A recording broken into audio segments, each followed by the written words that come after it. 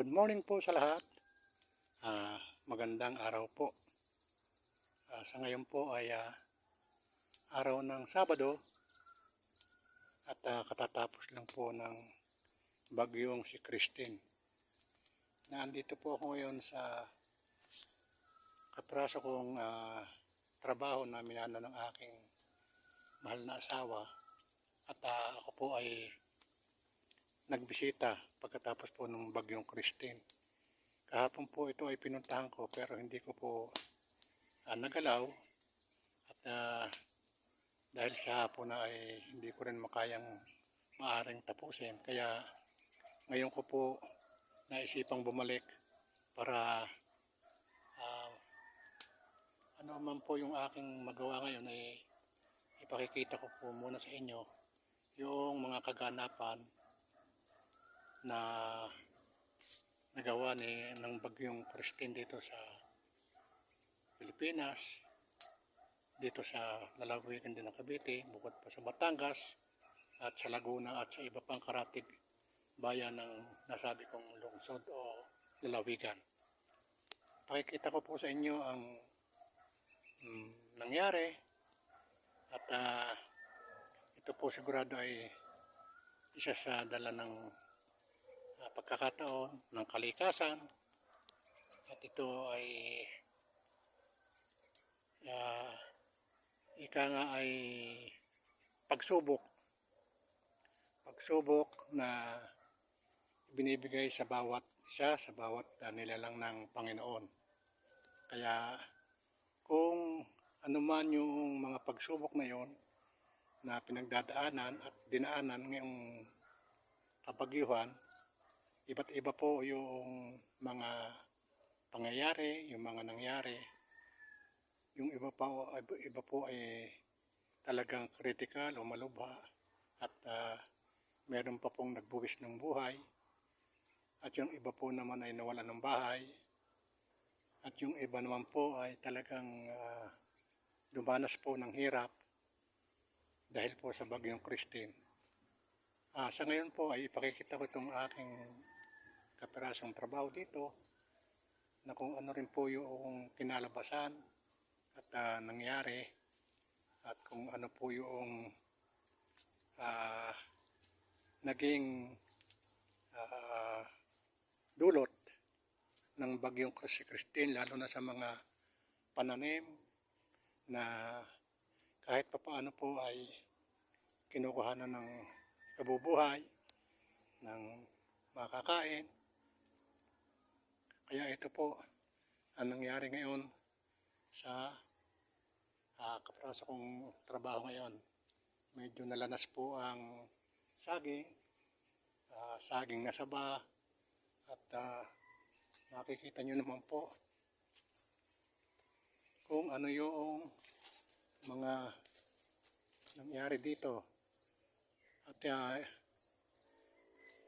talagang wala pong maaani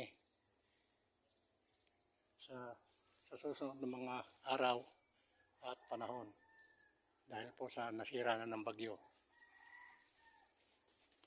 Ito po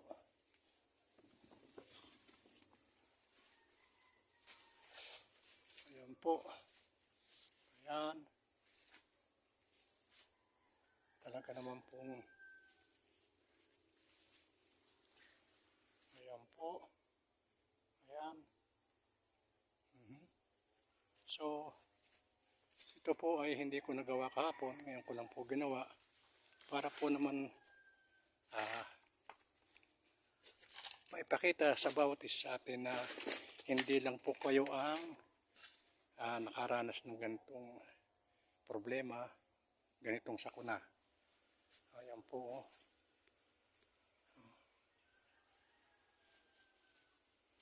So marami pong binaha at kami naman po ay nasalanta yung aming mga pananim. Ayan po. Pakikita ko pa sa inyo. Ayan.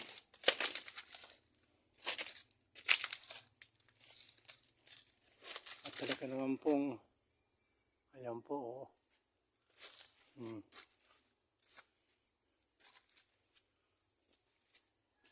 So, hindi na po ito masyadong mapapakinabangan at mag-aantay na po muna uli na gumanda at sumuloy. At ito po ay siguradong medyo natagal-tagalan. Ayan po ang nangyari sa aking mga pananim dito. Ayan po.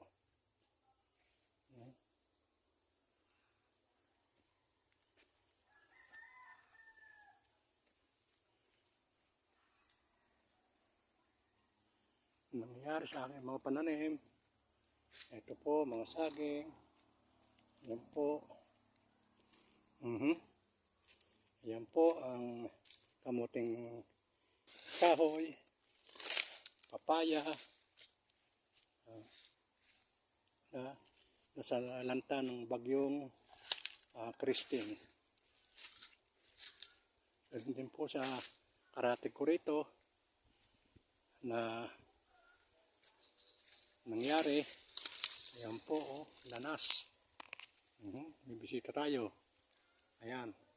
Siya po ay nagbabaka sakaling may makukuha ng pagkain. Dahil binagyo din po siya. Ayan po. So, ganito lang po talaga ang buhay. May kasamang sakripisyo. May kasamang pagsubok na hindi naman ibinigay po sa atin ng Panginoon na hindi natin kaya. Ganon din po sa iba na nawala ng buhay, nawala ng tirahan ng bahay. Ang iba po ay mga nasunugan pa. Ayan po ang aking kamuting kahoy. Ang nangyari. Ayan.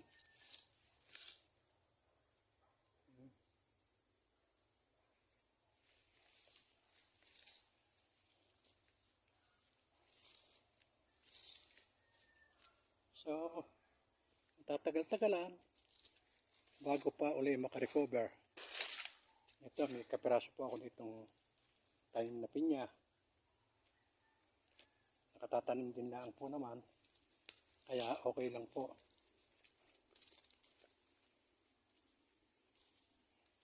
Ito po, may katatanim din lang akong kamuting kahoy. At hindi naman po siya naapektuhan.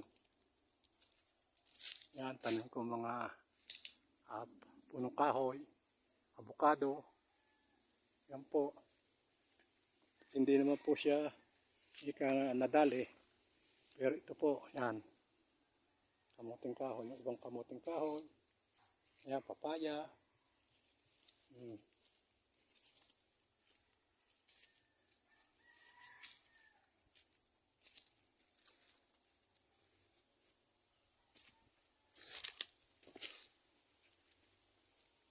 So, ngayon po ay ako naman po ay magtatalas o aking lilinisin itong ginawa sa aking mga halaman ng bagyong si Christine.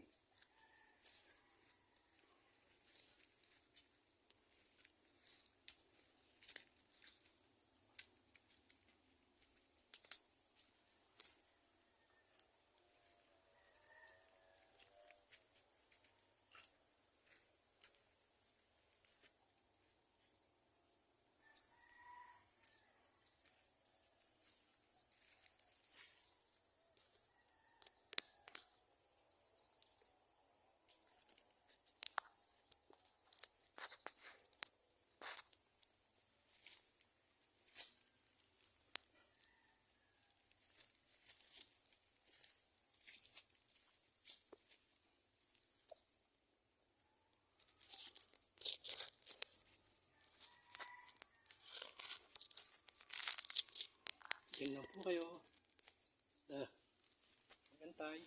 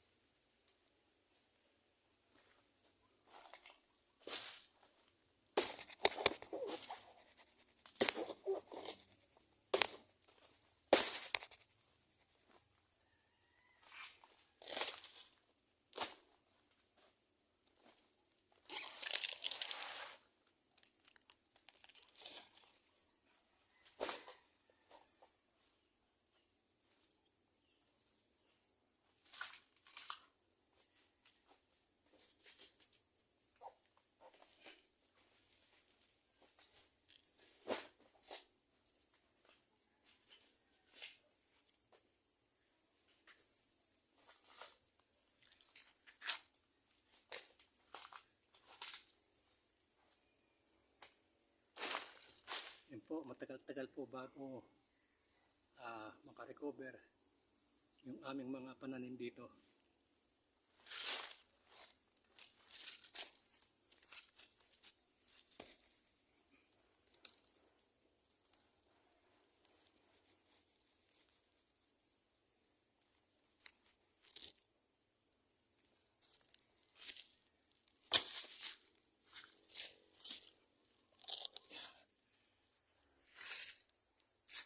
So, ganito lang po ang buhay dito sa probinsya. Ang buhay po na isang ika nga magsasaka.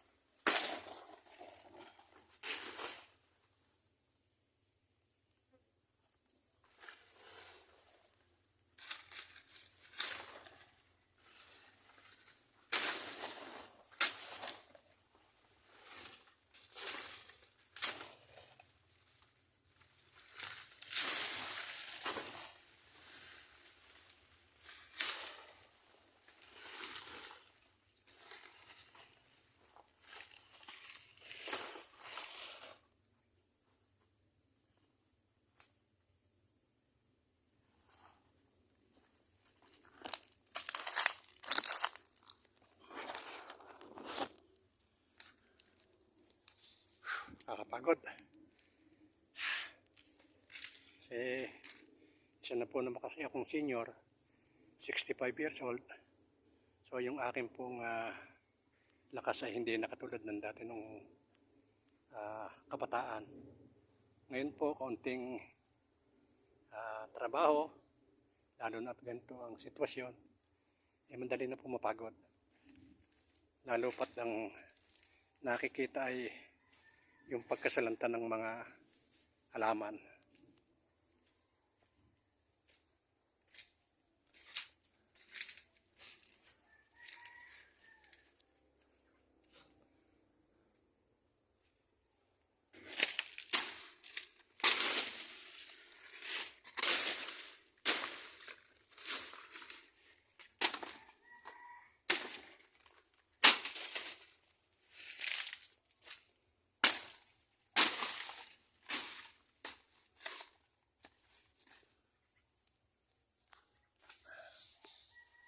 So ginagawa ko ito para makita nyo po kung ano po yung pinagdaanan ng bawat isa sa nagdaang bagyong si Christine.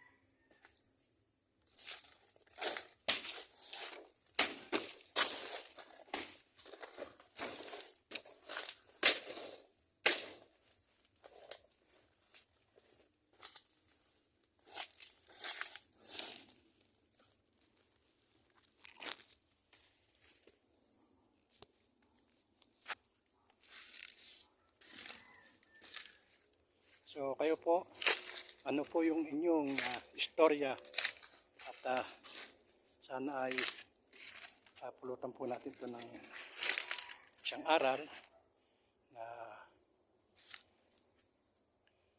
pagsubok sa bawat buhay ng isang tao.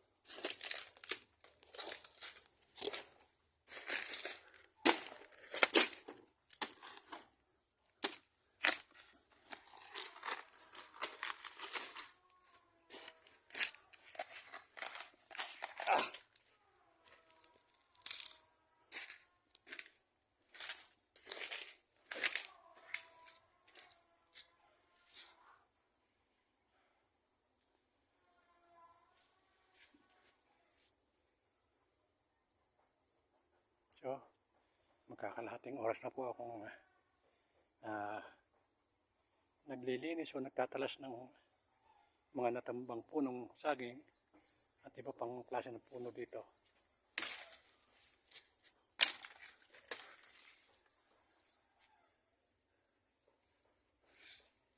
Yan na po nangyari. Nakalbo na po, nakalbo. Yan.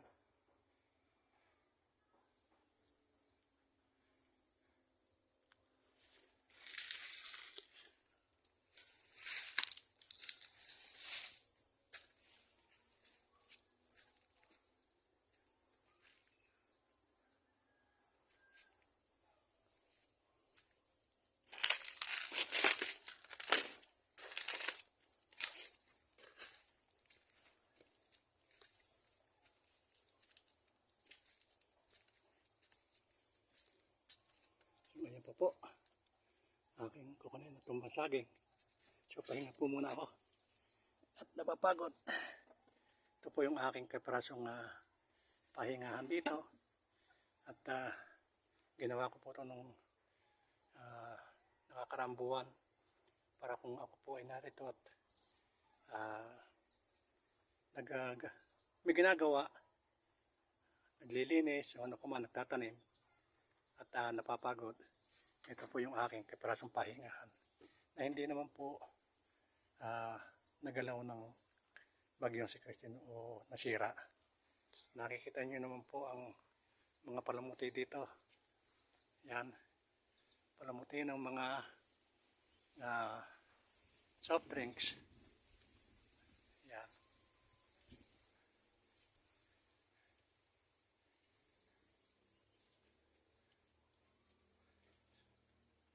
Yan po. So, yan po yung aking gayak ng aking pahingahan dito.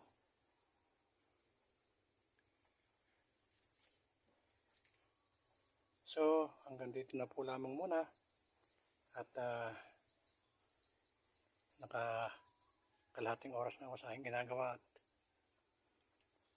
medyo mahaba-haba na rin naman po.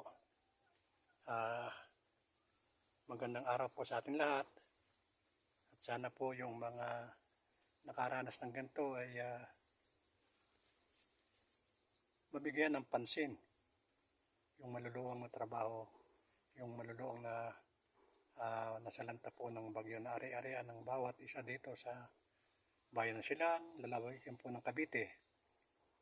Kaya po doon po sa mga nagnanais na tumakbo, kumandidato po ng mga politiko sa halalan po ngayon darating na May, buwan po ng Mayo, taon pong 2025 ay anuman po yung inyong mga adikain, ang inyong mga plataforma, sana po ay yung pong inyong pagbibigay ay taos po sa inyong puso at hindi po doon sa nagbibigay po kayo ng may hinihiling na kapalit. At sana po ay mapumunuan nyo po ng maayos itong pong bayan ng Silang. Yan po ang aking panawagan, ang aking ninanais, lalo na sa mga Silangenyo, Caviteño, na nakaranas po ng ganitong pong sakuna. At ganun din po sa ibang lugar dito po sa Pilipinas na naapektuhan po maluba ng bagyong si Christine, lalo na po sa may Bicol, sa may Batangas, na talaga naman po nga napakalawak ng naging pinsala ng bagyong si Christine. So, doon po lamang at nawa ay makarecover tayo pong lahat, makamove on at nawa ay pagpalain po tayong ng poong may kapal dahil siya lang po ang doktor at ang siya po makakapagbigay ng lunas sa bawat isa na kanya pong nilalang. Siya po lang ang makakatulong at siya po lang talaga po yung kaligtasan ng bawat isa sa atin. Magandang araw po sa atin lahat at muli ay